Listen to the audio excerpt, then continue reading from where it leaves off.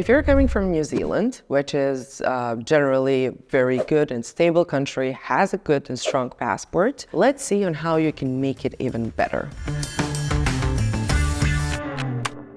Hey there, it's Irina here from Nomad Capitalist.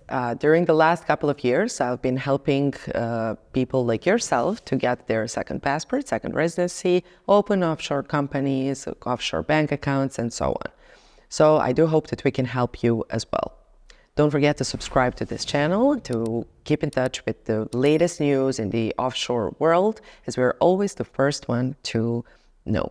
New Zealand passport is generally considered as a very good passport. It is ranked as 5th in the passport index, together with some other countries like Japan, Singapore, UK, Greece, and so on. So again, generally it is a pretty good passport. So you must be thinking, why would I need a second passport? Well, my answer would be the same as for everyone, really. I would answer the same if someone is coming from Serbia, for example, and from New Zealand. There are various reasons on why you would need a second passport.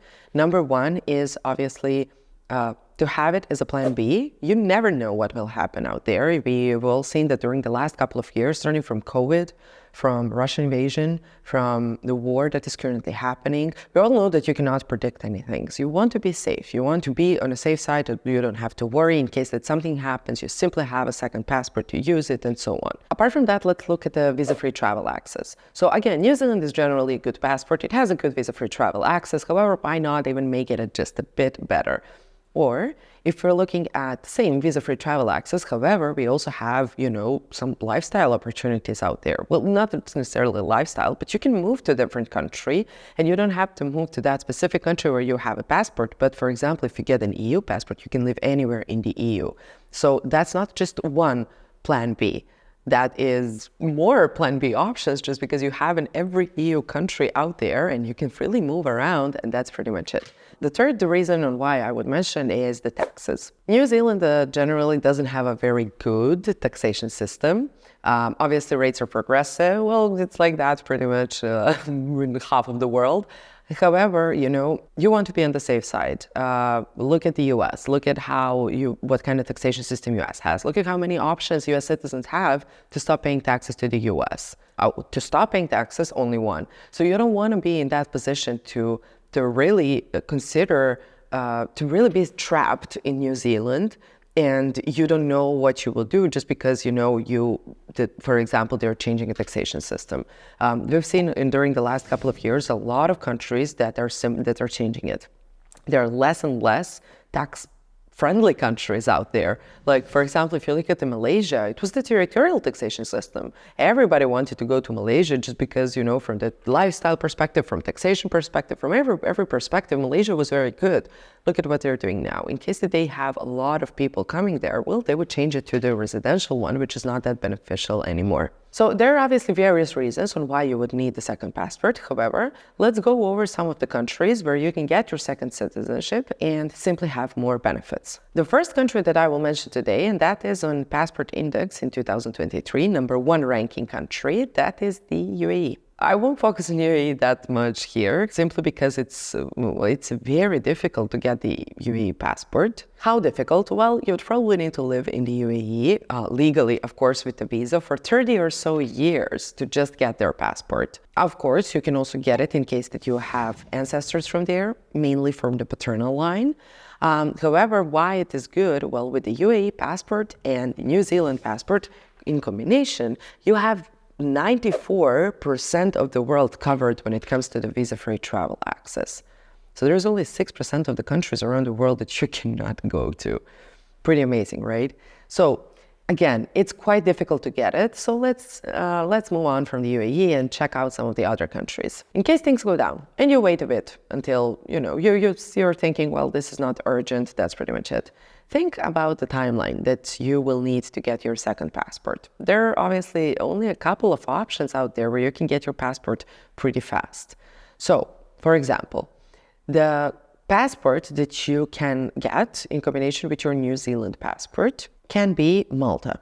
So Malta is one of those fast ones that you can get. With Maltese passport and New Zealand passport, you have 89% of the world covered when it comes to the visa-free travel access, and you also have visa-free access to China. So Maltese passport is one of those that you can get pretty fast.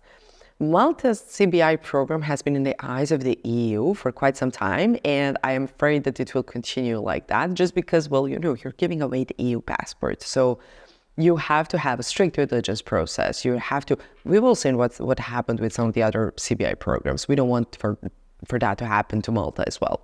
So again, I know that you're thinking, well, I have time. That won't happen anytime soon, but think about the timelines. Even for the Maltese passport, you can get their citizenship after the period of 1 year or 3 years. So, you know, again, in case that something happens, you won't be able to just get your second citizenship after a period of 2 years and, you know, after the period of 2 months, and that's pretty much it. So Malta is, because it's an EU passport, is one of the most expensive ones out there. The investments you need to have would approximately 1 million or so. It's very expensive, but obviously brings a lot of benefits. You're coming from New Zealand, right? So again, in case that you want a plan B option, why Malta would maybe be the best is because you don't have just one plan B option. For example, go live in Malta, but you have an option to live in all of the countries within the EU. So that's 15 or so plan B options, you know. That's why this is good. When it comes to the visa-free travel access, Spain may be a very good option because you would have 90% of the world covered when it comes to visa-free travel access. However, the timeline that we're looking at is approximately 10 years or so. That is why in case that you really do not want to give 1 million to Malta, you can perhaps, you know, get Spain, but you would need to start now so that you have your second passport as soon as possible. How you can get it? Well, you can get it either by investing into real estate of 500,000 euros, or to put 1 million deposit in a bank, 1 million company shares, or 2 million when it comes to bonds. The process is relatively simple and relatively quick. You would need to gather, obviously, some of the documents in order to apply. However, some of the things that people are really not aware of is that apart from the investment that you make, you would also need to prove that you have enough funds on your bank account to sustain yourself while living there. Why is that? Is because Spain asks you to spend 6 months a year there at least in order to be later on eligible for citizenship. 6 months a year spending in Spain would probably make you a tax resident, right? However, you know, there are some of the ways like Beckham law or something like that that maybe you can utilize and try to minimize your taxes while living in Spain. And the final country that we'll mention today would be Turkey. Turkey is also very quick, and that is the quickest passport that you can get for Plan B option. So you can get it in a period of 5 months to 6 months. When it comes to the visa-free travel access, you would have 90% of the world covered, same as Spain, right? The only difference is that you cannot live in the EU. However, with Turkey, you can get their passport by investing $400,000 into real estate, and you can, after that, rent it out and, you know, receive passive income that way. This is one of the fastest passports, apart from, for example, Caribbeans, which if we're looking at the opportunities in terms of where you want to live or something like that, they may not be the most beneficial. Tax-wise, Caribbean is great. However, you would have to live there. So, you know, if you want to live in the Caribbean, this is a very good option then in combination with your New Zealand passport. However, from the lifestyle perspective, Turkey may be a bit better.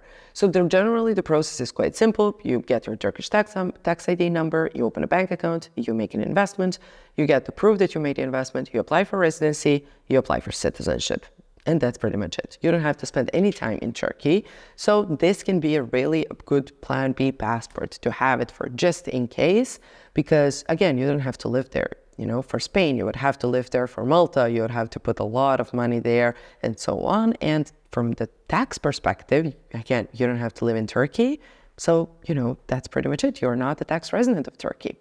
Some of the things that you can look at is, again, considering that New Zealand doesn't have a very good taxation system, and in case that you want to really escape New Zealand taxation system, you don't have to necessarily think about, well, hey, whenever I'm a citizen, I will be a tax resident of. You don't have to think that way. You can get residency in some country that is tax beneficial, and you can live there, even with your New Zealand or Turkish passport. It doesn't really matter.